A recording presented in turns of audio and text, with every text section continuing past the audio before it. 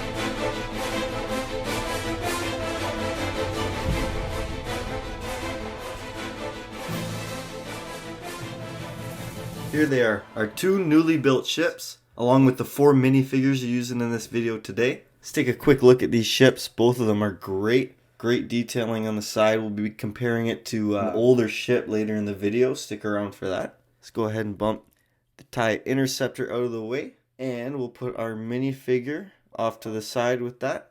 And here's our TIE Bomber, and we'll do the same thing comparing this to an older set later in the video. Let's get this guy out of the way. And again, we'll put our minifigure with that ship.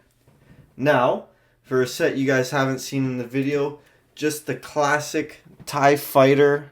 Had this set for a couple years. Nice little set. This is actually the minifigure that goes with this set. Looks good. Nice detailing around the center of the wing, but not as tiled off as the TIE Interceptor. And actually not as tiled off as the TIE Bomber as well. Still a great set. Put that right over here with the proper minifigure to go with it. Now, only one minifig remaining. We got a special set for this video. It's about 15 years old. Got this brand new in box back when I was a kid. Darth Vader's TIE Fighter Advance. You got a nice printed plate piece on the side there, not bad. And the old, I know some of you guys remember this, the old flick fire missiles. This thing shot all of 2 inches. Definitely not as good as the new spring-loaded missiles that we got today. Still a great set though. I built a little stand underneath. Not sure if you can see it because the wings sag. But let's have a closer look at this compared to our TIE Bomber. So here's our side-by-side of the TIE Bomber and Darth Vader's TIE Advance. I know it's not the same ship, but they're similar in this wing style, that curved wing. So I figured we'd have a look at how they did it back in the day versus how they do it today. We got these pieces that kind of snap as you turn it, so you have these 3 modes you can have it in: straight up like that, kind of slightly angled, and then full angle. These is much more loose and you can actually flip it all the way back. Not sure if I like that. I kind of like the old school better. Now comparing the wings, obviously no comparison. The new TIE Bomber looks exceptional. Great ship. Not too many studs showing, just the right amount, I'd say. In terms of play features, showed you guys already the flick fire missiles in the TIE Advanced. Nowhere near as good as the stud shooter. Oh, as I say that, the stud shooter didn't want to shoot. And that one either. What's going on with these? There it is. So when they work, these stud shooters are a lot better than the old flick fire missiles. When they work, I never had that happen before, but maybe it's just because it's new. Looking at the inside and the cockpit piece, just kind of swivels up, and it's the same premise for the old school set. Different hinge piece though. Here you have two looser hinge pieces. Find these tend to wear out and get very loose with time. And interior, nice control pieces there, tiled off. Nothing too crazy though. Actually some random colored studs in there. I didn't notice that in the build until right now. Let's put that back down. And in the TIE Advance, not too much going on. You have that one tiled piece right on the bottom, kind of on the floor. Doesn't make too much sense if you ask me, but it is what it is. Now, both printed windshield pieces on here, which is nice. You don't like to see stickers, especially on the windshield. Now that we've seen these side by side, I'll get them out of the way. We'll compare the TIE Interceptor with the regular TIE Fighter. So again, I know these aren't the same ships. I wanted to have a comparison on these two ships simply because of the cockpit build. Very similar on these two sets. This top piece flips up, two hinges, and the windshield flips down. And you got the same thing over here, if I can get it.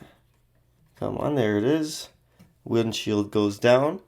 If we have a closer look at the interior, you got one tiled piece right at the front, along with all this trans red pieces around. That looks really nice.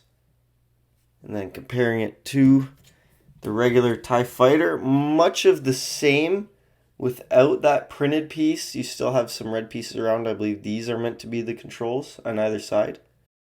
Definitely like the TIE Interceptor cockpit a lot more. We don't really need to take a look at the wings or anything. That's nothing really to compare as they're very different. Although I will say the TIE Interceptor wings, certainly a lot better. They both have the green spring-loaded shooters on the bottom. So that's much of the same between the two sets. Now let's have a look at all four together, and you guys can let me know which is your favorite. Here you have it, guys, our full TIE Squadron. We got one of each main four TIE fighters here in front of you. Keep in mind this wasn't an official review. Some of these sets have side builds that come with it. The TIE Bomber has a small side build, a little cart with some bombs in it. The TIE Interceptor has a whole other ship in that set, so keep that in mind. You're not just buying the Interceptor. Let me know down below what you guys think the best ship today was. For me, I'm going with the TIE Interceptor. The detail on the wings looks great. There's not a lot of studs showing. The cockpit looks really good as well. I think that's the winner for me. And again, let me know what you guys think. I want to hear your favorites. Maybe we'll build a squadron with just one ship. If you guys really like the TIE Interceptor or something, we'll get a couple of those. Anyway, thanks for sticking around to the end of the video, and we'll see you in the next one.